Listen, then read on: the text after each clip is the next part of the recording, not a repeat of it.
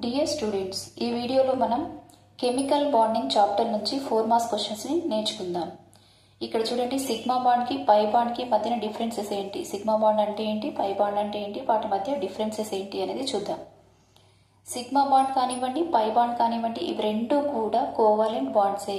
Sigma bond అనేది covalent బాండే, పై bond అనేది కూడా కోవలెంట్ బాండే. మరి సిగ్మా బాండ్ ఎలా ఫామ్ అవుతుంది?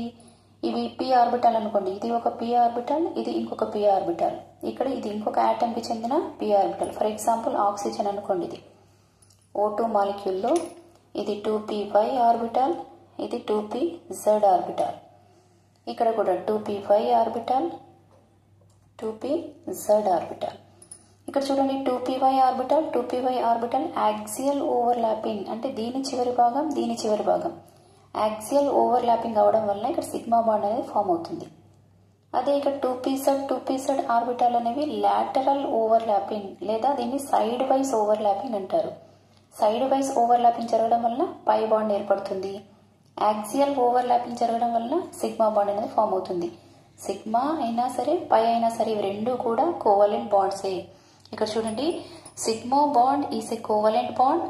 It is formed by the axial overlapping of atomic orbitals. Pi bond is covalent bond.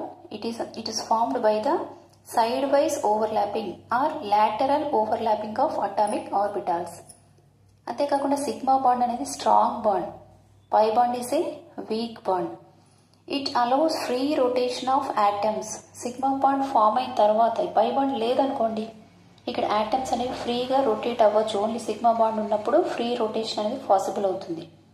కానీ pi bond form అయినప్పుడు ఇక్కడ 2 బాండ్స్ ఉంటాయి కాబట్టి అక్కడ ఆ మాలిక్యూల్స్ అనేవి రొటేట్ అవ్వడానికి అవకాశం ఉండదు. కాబట్టి ఇక్కడ sigma bond allows free rotation of atoms. It pi bond restricts the free rotation of atoms. అది ఫ్రీ రొటేషన్ ని అలౌ చేయదు. కానీ సిగ్మా బాండ్ ఉన్నప్పుడు మాత్రం ఆటమ్స్ అనేవి ఫ్రీగా రొటేట్ అవ్వచ్చు. కానీ పై బాండ్ ఏర్పడిన తర్వాత ఆ రొటేషన్ అనేది పాసిబుల్ కాదు. It restricts the free rotation of atoms. And sigma bond determine the shape of the molecule. మనం సిగ్మా బాండ్స్ బట్టి దాని యొక్క షేప్ ఏంటి అనేది డిసైడ్ చేస్తాం. కానీ ఇక్కడ the shape of the molecule is not influenced by pi bond. Pi bond shape పైన ఎలాంటి ఇన్ఫ్లుయెన్స్ అనేది ఉండదు. ఓన్లీ షేప్ ని డిసైడ్ చేసేది ఏ bonds? Sigma bonds. So sigma bonds determine the shape of the molecule.